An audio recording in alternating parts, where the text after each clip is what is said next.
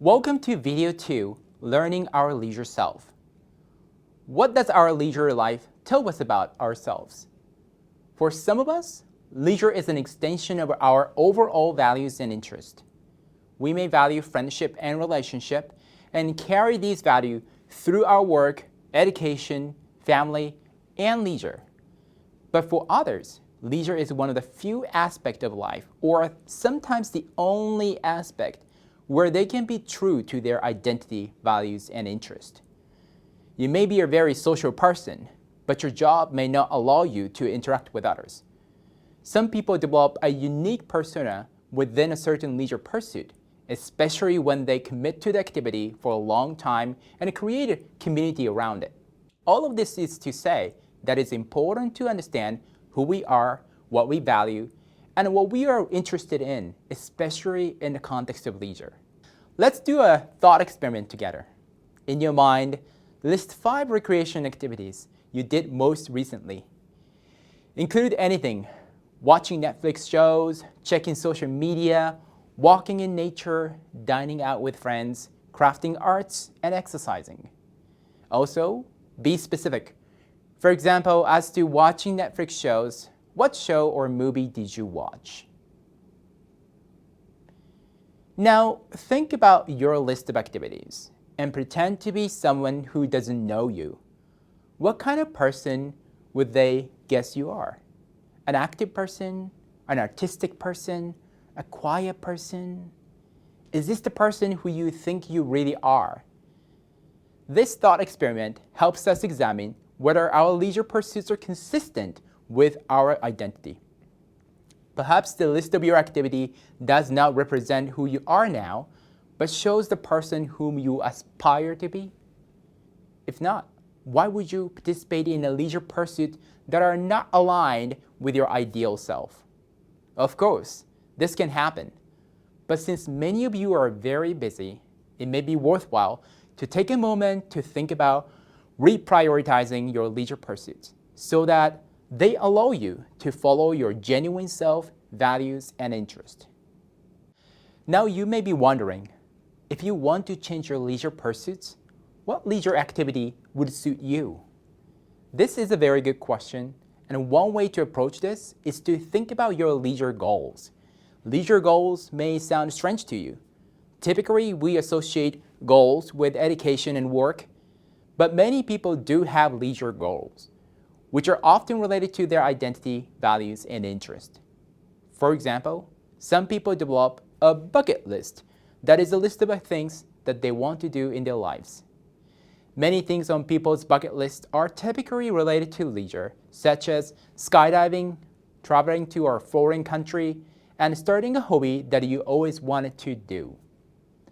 Leisure goals can be one-time things such as traveling to Africa, but can also involve things that take time. For instance, I play badminton. I may set a leisure goal to win a local tournament, or I might aspire to execute very difficult backhand smash shots consistently. Developing our leisure goals and prioritizing leisure experiences that would help us achieve the goals is one way to redesign our leisure life. Research suggests that not all goals are the same in terms of their implications for our well-being. Self-determination theory indicates that extrinsic goals related to ulterior motives such as fame, money, and status are often not sustainable nor beneficial to our well-being, even when they are achieved. In contrast, intrinsic goals related to our identity, personal goal, health, and relationship are more sustainable and leads to enhanced well-being.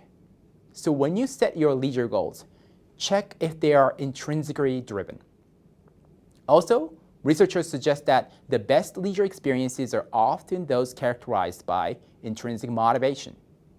Therefore, pursuing intrinsic leisure goals would lead to high-quality leisure experiences that are also in line with your identity, values, and interest, which eventually enhance your well-being and mental health.